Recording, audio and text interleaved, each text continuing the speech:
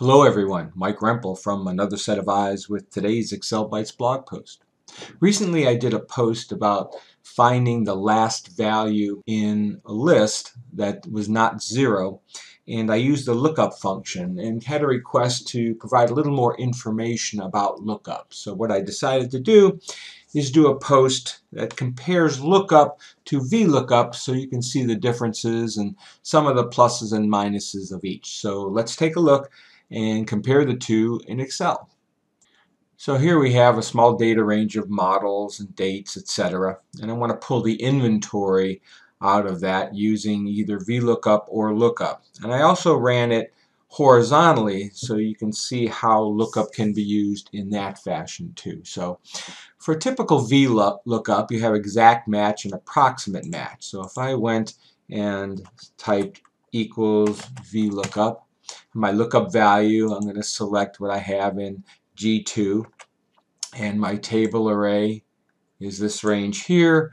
I want to return column 5, and I want it to be an exact match, so I'll use 0, close that, hit enter, and I get 1021. So if I look up 121, the inventory is 1021, and that's correct. If I choose any other one here, I'll get the correct value. 222 will give me 627. Okay. Now an approximate match with VLOOKUP equals VLOOKUP, my lookup value, my table array, again the same, column index 5, and I'm going to use a 1 and hit enter, and I get the same answer. The key with VLOOKUP with an approximate match is your lookup value range needs to be in ascending order.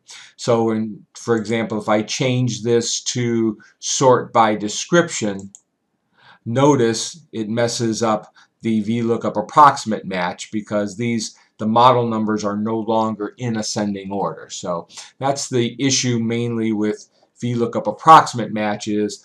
Wherever your lookup value list is, those must be in ascending order. And those are usually used when you don't have an exact match. Let's say you have a grade range of 70 to 78 is a C and 79 to 85 is a B, etc. And you don't have a specific match for every option available. That's when you'd use an approximate match. But again, they would have to be in ascending order. Let's look at the two different lookup methods. One's vector and one's array. So if I say equals lookup, my lookup value again is the same. Now with the vector, you want to define where your lookup is, and you want to define where your results are. And it's just going to return a match that's in that same row.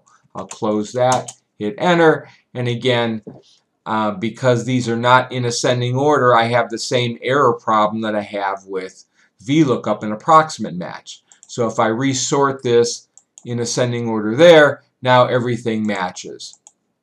Again, I choose another one, they'll all match.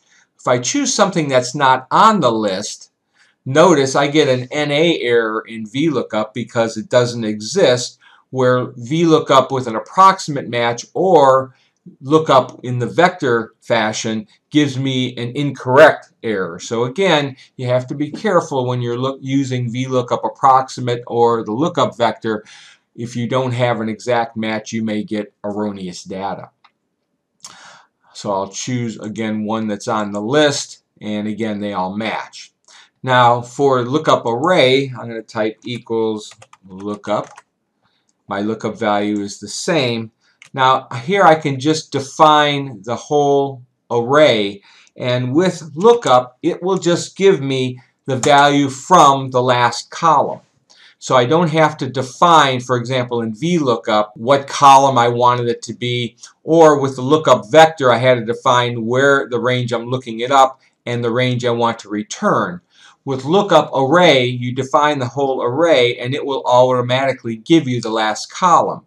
So for example, if I change this to a D instead of E, it's going to give me Phoenix, which is the location, which is in column D. So lookup array will provide the results from the very last column of that array, And again, you have the same issues with all the lookups, that the lookup range must be in ascending order.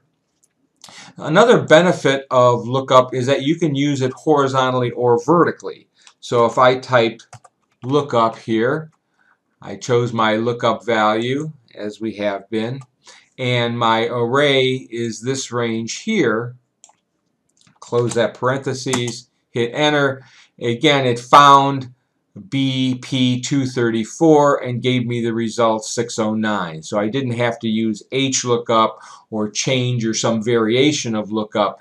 Lookup can be used for a vertical table or for a horizontal table.